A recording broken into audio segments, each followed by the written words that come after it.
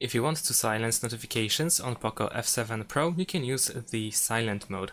So in order to do this, we need to go to settings, scroll down into settings and choose sound and vibration. And then over here we have the silent mode, which we can easily enable and disable. You can also use the do not disturb mode as well if you prefer it.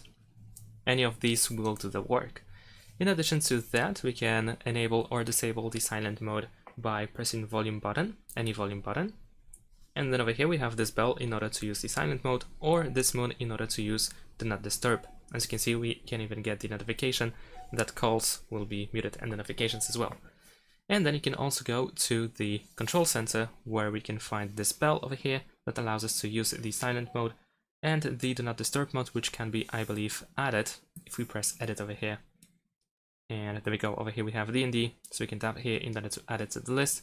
Press this check, and there we go. Here we can also enable and disable D&D. Thanks for watching, leave a like and subscribe to my channel, and see you in my next videos. Bye!